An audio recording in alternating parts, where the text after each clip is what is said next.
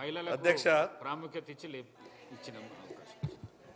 మొదటిసారిగా శాసనసభకు ఎన్నికైన నాకు 2024-25 పూర్తి స్థాయి బడ్జెట్పై చర్చకు అవకాశం ఇచ్చినందుకు మీకు ప్రత్యేకంగా ధన్యవాదాలు తెలియజేస్తున్నా.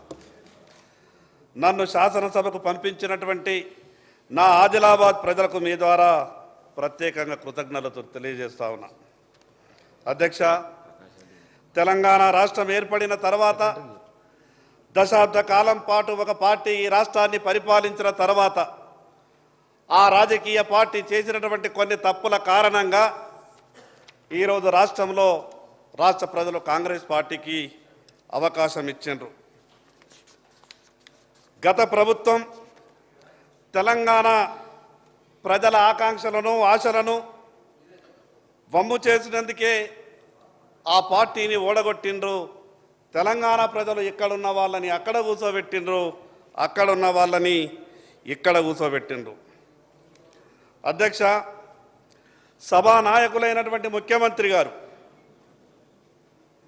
ఎన్నికల సమయంలో వారిచ్చినటువంటి వాగ్దానాలు, ముఖ్యమంత్రిగా అయిన తర్వాత సభా నాయకులకు ఉన్నటువంటి ముఖ్యమంత్రి గారి ఆతృత, ఆలోచన విధానం చూస్తే ఇచ్చిన హామీలన్నీ కూడా నెరవేరుస్తారని, నెరవేర్చాలని నా తరపున ప్రభుత్వానికి విజ్ఞప్తి చేస్తా ఉన్నాను. అధ్యక్ష, గతంలో పరిపాలించినటువంటి గత ప్రభుత్వ బీఆర్ఎస్ అహంకార నియంతృత్వ పాలనతో విసుగు చెందినటువంటి ప్రజలు మీరిచ్చినటువంటి ఆ వాగ్దానాలను నమ్మి ఈ రాష్ట్రంలో మీకు అధికారం ఇచ్చిండ్రు. ఈ ప్రభుత్వం ప్రవేశపెట్టినటువంటి బడ్జెట్ చూస్తే పైన పటారం లోర లొటారం అన్నట్టున్నది.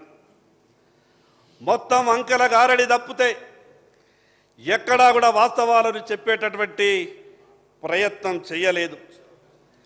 గ్యారంటీల పేరుతో గద్దెనెక్కినటువంటి ప్రభుత్వం బడ్జెట్లో మాత్రం రాష్ట్ర ప్రజలకు ఎక్కడా కూడా గ్యారంటీ ఇచ్చేటటువంటి పరిస్థితి కనిపిస్తలేదు. ప్రభుత్వం ప్రవేశపెట్టినటువంటి 2,91,159 కోట్ల అంకెలు విన్న తర్వాత వినడానికి చాలా వినసొంపుగా ఉన్నది. రాష్ట్రంలో ఉన్న సమస్యలన్నీ పరిష్కరిస్తామనే విధంగా ఇచ్చిన హామీలన్నింటినీ అమలు చేస్తున్నట్టు ఆర్థిక మంత్రి గారు చెప్పే ప్రయత్నం చేసిండ్రు. అధ్యక్ష, నిజంగా ఈ రాష్ట్రం ఇంత ఆర్థిక పరిపుష్టితో ఉంటే ప్రభుత్వ ఉద్యోగులు, రిటైర్డ్ ఉద్యోగులు తమ జీవితాంతం కష్టపడి వివిధ రూపాల్లో ప్రభుత్వ ఖజానాలో దాచుకున్న డబ్బును 2 సంవత్సరాలుగా ట్రెజరీల చుట్టూ తిరుగుతున్నారు. నయా పైసా కూడా వారి ఖాతాలలో చేర్తలేదు. అధ్యక్ష, ఒక్కసారి గ్రామీణ పరిస్థితి, ఈరోజు గ్రామ పంచాయతీలు కొట్టుమిట్టాడుతున్నాయి. గ్రామ పంచాయతీలలో బ్లీచింగ్ పౌడర్కు కూడా డబ్బులు లేవు. మున్సిపాలిటీలో బుగ్గలు పెట్టడానికి పైసలు లేవు. గ్రామ పంచాయతీ ట్రాక్టర్లకు డీజిల్ లేదు. పారిశుద్ధ్య కార్మికులకు జీతాలు లేవు. కానీ ఆర్థిక మంత్రి గారు అవేవి ఈ రాష్ట్రానికి సంబంధం లేనట్టు ఈ అంశాలన్నీ కూడా జోడించకుండా కేవలం అందమైన పెద్ద పెద్ద పదాలతో, అంకెలతో బడ్జెట్ తయారు చేసినట్టు అనిపిస్తూ ఉన్నది. అధ్యక్ష, ఒకరోజు ముందు తెలంగాణ రాష్ట్ర బడ్జెట్ ప్రవేశపెట్టడానికన్నా ఒకరోజు ముందు కేంద్ర బడ్జెట్ మీద శాసనసభలో జరిగినటువంటి చర్చ, ఒకసారి చర్చ అని, మరోసారి తీర్మానమని, ఇంకొకసారి నిరసన అని ఎన్డీఏ ప్రభుత్వాన్ని, నరేంద్ర మోడీ గారిని, భారతీయ జనతా పార్టీని, ఈ రాష్ట్రం నుండి కేంద్రంలో ప్రాతినిధ్యం వహిస్తున్నటువంటి కేంద్ర మంత్రులను అనరాని మాటలు అన్నటువంటి తీరు చూస్తే కొంత బాధ కలిగింది. అధ్యక్ష, మాట్లాడుతూ కొందరు సభ్యులు అసలు రాష్ట్రాలు లేకుంటే కేంద్రం ఎక్కడిదని, రాష్ట్రాలే కేంద్రానికి ఆదాయాన్ని సమకూరుస్తున్నాయి కదా, మేము అడిగింది ఇవ్వకుంటే మీ సంగతి చూస్తామనే విధంగా భారతీయ జనతా పార్టీ మంత్రులు ఈ తెలంగాణ రాష్ట్రంలో ఎట్లా తిరుగుతారని ఒకరంటే, ఇంకొకరు రకరకాల మాటలు మాట్లాడి ఇబ్బంది పెట్టే ప్రయత్నం చేసిండ్రు. కేంద్రం ప్రవేశపెట్టినటువంటి బడ్జెట్లో తెలంగాణ రాష్ట్రం పేరు ఉచ్చరించలేదని, అందువల్ల తెలంగాణ రాష్ట్రానికి అన్యాయం జరిగిందని రాష్ట్ర ప్రజలకు అపోహ కలిగించే విధంగా ప్రభుత్వంలోని పెద్దలు కొందరు మాట్లాడే ప్రయత్నం చేసిండ్రు. మరి అధ్యక్ష, ఈ రాష్ట్ర ప్రభుత్వం ప్రవేశపెట్టినటువంటి బడ్జెట్లో ఏ జిల్లాల పేర్లు ఉచ్చరించిండ్రో గౌరవ మంత్రి గారు సమాధానం చెప్పాలా. మొన్న ప్రభుత్వ పెద్దలు ఈ సభలో మాట్లాడినట్టుగానే ఆయా జిల్లాల ప్రజలు మా జిల్లా పేరును బడ్జెట్లో తీసుకోలేదని, మా జిల్లాకు నిధులు కేటాయించలేదని, మా జిల్లాను అశ్రద్ధకు గురి చేశారని జిల్లాలో ప్రజలు ప్రభుత్వ బడ్జెట్కు వ్యతిరేకంగా తీర్మానం చేస్తే, జిల్లాలు లేనిది రాష్ట్రం లేదని, రాష్ట్రానికి ఆదాయం జిల్లాల నుంచే వస్తున్నదని మీరు మాట్లాడినట్లుగానే జిల్లాలో ఉన్నటువంటి ప్రజలు మాట్లాడలేరా? ప్రభుత్వంలో ఉన్నటువంటి పెద్దలు ఒక్కసారి గమనించాల. అందుకే ప్రభుత్వం అధికారికంగా మాట్లాడే మాటల్లో కొంత జాగ్రత్తగా హుందాతనంగా మాట్లాడితే బాగుంటుందని మీ ద్వారా తెలియజేస్తా ఉన్నా. అధ్యక్ష, ఢిల్లీలో ఉన్నది ఈ దేశ ప్రజలంతా కూడా ఎన్నుకున్నటువంటి ప్రభుత్వం. ఈ రాష్ట్రంలో ఉన్నది కూడా ఈ రాష్ట్ర ప్రజలంతా కూడా కలిసి ఎన్నుకున్నటువంటి ప్రభుత్వం. ప్రభుత్వం ఏర్పడక ముందు మాత్రమే అది ఒక రాజకీయ పార్టీ ప్రతినిధులు. ఢిల్లీలో ఉన్న, హైదరాబాదులో ఉన్న అది ప్రభుత్వంగా మారిన తర్వాత ప్రజలందరి ప్రభుత్వం, పార్టీలకు సంబంధించినటువంటి ప్రభుత్వం కాదు. కానీ ఈరోజు ఉన్నటువంటి పరిస్థితి చూస్తే ఏ రకంగా కేంద్ర ప్రభుత్వాన్ని నిందించే ప్రయత్నం చేసినరో మొన్న తీర్మానంలో చూసినాం. అధ్యక్ష, నేను ఎక్కడా కూడా అధ్యక్ష, ఇక్కడ జరుగుతున్నది రాష్ట్ర బడ్జెట్ పైన చర్చ. రాష్ట్ర బడ్జెట్ ఉన్న అంశాలపైన వారు మాట్లాడితే బాగుంటుందని నా ద్వారా ఒక సూచన.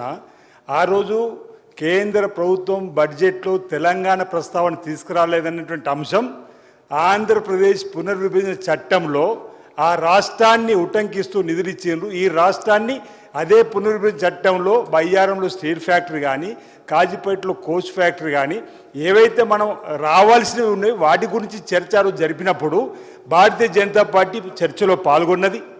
వాళ్ళ యొక్క అభిప్రాయాలు చెప్పిండ్రు. వాళ్ళు వాకౌట్ చేసుకుంటూ వెళ్ళిపోయారు అధ్యక్ష. అందులో ఆ రోజు ప్రధానమంత్రిగా ఉన్న నరేంద్ర మోడీ గారు తల్లిని చంపి బిడ్డను వేరేసినటువంటి వాడును వాడినటువంటి పరిస్థితి. తెలంగాణ గురించి భారతీయ జనతా పార్టీకి మాట్లాడే హక్కు లేదని ఆ రోజు పార్లమెంట్ తలుపులు మూసి తెలంగాణ ఇచ్చినప్పుడు ఆ అంశాలు అంటే వారు మాట్లాడుతూ మీ మాట్లాడాల్సింది. ఈరోజు మాత్రం రాష్ట్ర బడ్జెట్ పైన చర్చ జరుగుతుంది కాబట్టి ఆనాడు మా గౌరవ ముఖ్యమంత్రి రేవంత్ రెడ్డి గారు తెలంగాణ రాష్ట్రానికి జరిగిన అన్యాయం పైన ఆంధ్రప్రదేశ్ పునర్విభజన చట్టంలో మనకి ఇవ్వలేరనే దానిపైన చర్చను ప్రారంభించి అన్ని పార్టీల అభిప్రాయం తీసుకొని తీర్మానం చేసి ప్రభుత్వం పైన ఒత్తిడి పెంచే కార్యక్రమం చేశారు. వారేమంటున్నారు, ఇక్కడ జిల్లాల వారీగా ఉన్నదని అంటున్నారు. దయచేసి ఆ అంశం వేరు. నేను గౌరవ సభ్యుడికి ఒకటే కోరుతా ఉన్నా, ఆ రోజు కేంద్ర ప్రభుత్వ బడ్జెట్ పైన మీరు చర్చించిండ్రు, మీ యొక్క సలహాలు సూచనలు ఇచ్చిండ్రు, మీరు నిరసన వ్యక్తం చేసి వాకౌట్ చేసారు. మీరు వాకౌట్ చేసిపోయినాక గౌరవ సభ్యులు కూడా కాసేపు సభలో ఉన్నట్టు కూడా గుర్తు. నేను ఆ అంశాలు దయచేసి కేంద్ర ప్రభుత్వం సంబంధించిన రాష్ట్ర బడ్జెట్ పైన వారి యొక్క సూచనలు సలహాలు ఇచ్చినట్టయితే ప్రభుత్వం తీసుకుంటూ దానికి అనుగుణంగా మేము ముందుకు పోవడానికి సిద్ధంగా ఉంటాం. వారు ఒక మాట అన్నారు, నేనైతే బడ్జెట్ పెట్టిన అంకెలు చూసిన తర్వాత ఈరోజు ప్రజలకు వెళ్ళిపోయింది అధ్యక్ష. ఈ బడ్జెట్ ఈరోజు వాస్తవానికి దగ్గరగా బడ్జెట్ పెట్టి అన్ని రంగాలకు ఈరోజు ఈ బడ్జెట్లో పేద బడుగు బడుగు ప్రజల అభ్యున్నతి కోసం రైతులు రాజు చేయడం కోసం పెట్టినటువంటి బడ్జెట్ ఓవైపు ఉంటే ఇది రన్నింగ్ కామెంటరీ కాదు. రన్నింగ్ కామెంటరీ వేరు. వారు కేంద్ర ప్రభుత్వ బడ్జెట్కు వ్యతిరేకంగా మాట్లాడింది. ఆనాడు వారు మాట్లాడి వాకౌట్ చేసారు. అది ఈరోజు సందర్భం కాదు కదా నేను చెప్పదలుచుకోండి మీకు. శంకర్ గారు దయచేసి. అధ్యక్ష, నేను ఎక్కడ కూడా ఇక్కడ బడ్జెట్ తీవ్ర పదజాలతో కానీ ఒకరిని కించపరిచే విధంగా కానీ ఈ సభలో మాట్లాడే ప్రయత్నం చెయ్య. కొత్తగా వచ్చినటువంటి సభ్యునికి కొంత మధ్యలో అవాంతరం కల్పించకుండా అవకాశం ఇస్తే బాగుంటుందని మీ ద్వారా గౌరవ సభ్యులకు చెప్పదలుచుకున్నా. అధ్యక్ష, ఒక ఫెడరల్ స్ఫూర్తితో ఇచ్చిపుచ్చుకునే మర్యాదలతో న్యాయంగా రావాల్సినటువంటి హక్కులను సాధించుకోవచ్చు. అధ్యక్ష, పదే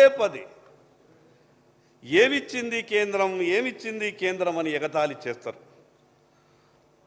ఎంత అన్యాయం అధ్యక్ష! ప్రభుత్వ ఖర్చుతో గాడిద గుడ్డు ఓటింగులు పెట్టిస్తారు.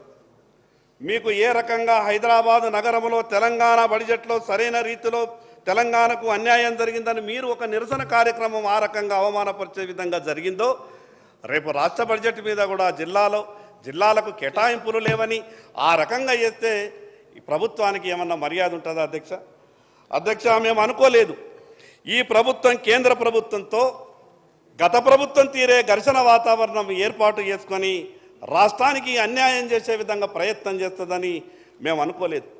ముఖ్యమంత్రి గారు ప్రమాణ స్వీకారం తర్వాత చాలా గొప్ప మాట మాట్లాడినరు.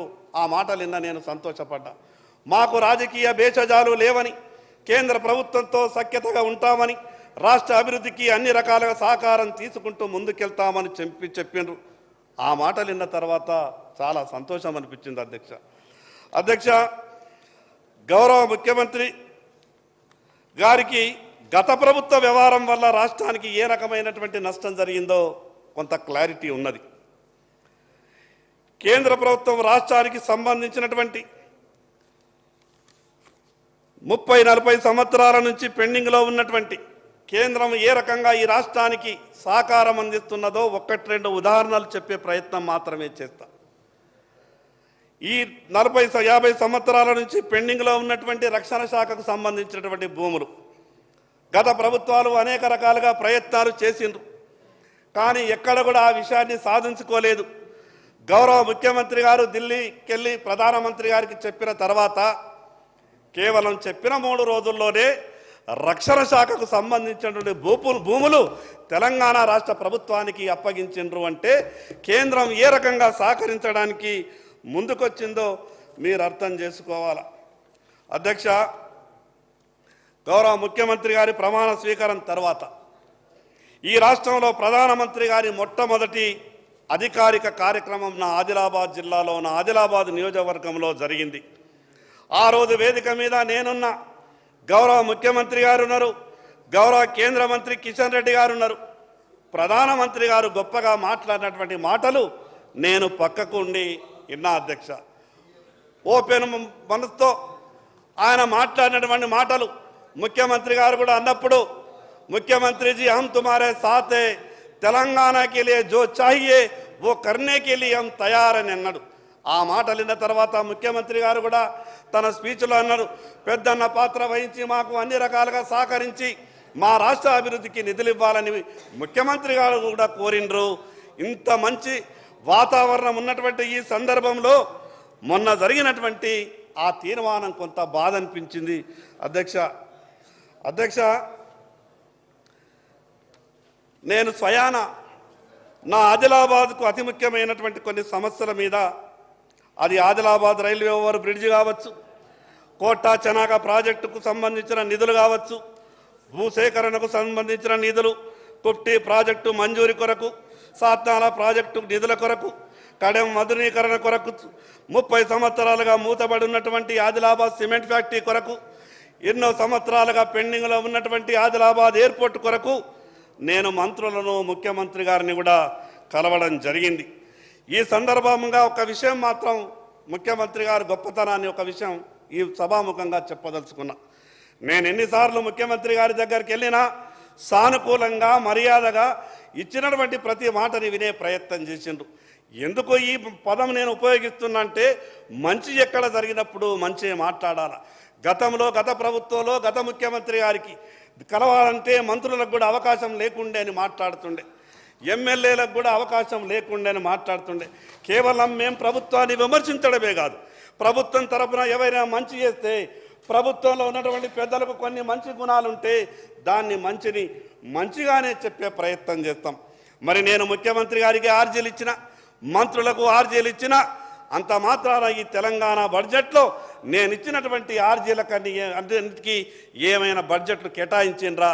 మరి కేటాయించలేదు. కాబట్టి నేను నా ఇష్టం ఉన్నట్టు ముఖ్యమంత్రి గారు బాగా లేరని, ముఖ్యమంత్రి గారు మొత్తంగా అన్యాయం చేసిందని, ముఖ్యమంత్రి గారు ఇట్లున్నారని ఆ రకమైనటువంటి భాషను ఉపయోగిస్తే నా జిల్లా ప్రజలకు, నా నియోజకవర్గ ప్రజలకు ఏమైనా న్యాయం జరుగుతుందా ఒక్కసారి ఆలోచించాల అధ్యక్ష, గడిచిన 10 ఏళ్లలో కేంద్ర ప్రభుత్వం తెలంగాణ రాష్ట్రానికి దాదాపు 10 లక్షల కోట్లు ఇచ్చింది.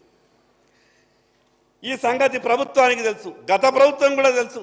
కానీ భారతీయ జనతా పార్టీ మీద నిందలేస్తే ఏమైనా లాభం జరుగుతుందేమో అని గత ప్రభుత్వం ఆలోచించింది. ఏం జరిగింది అధ్యక్ష? గత ప్రభుత్వానికి లాభం ఏం జరిగింది? గతంలో ఉన్నటువంటి టీఆర్ఎస్ పార్టీకి లాభం భారతీయ జనతా పార్టీని నిందించడం వల్ల, నరేంద్ర మోడీ గారిని నిందించడం వల్ల లాభం ఏం జరగదు అధ్యక్ష.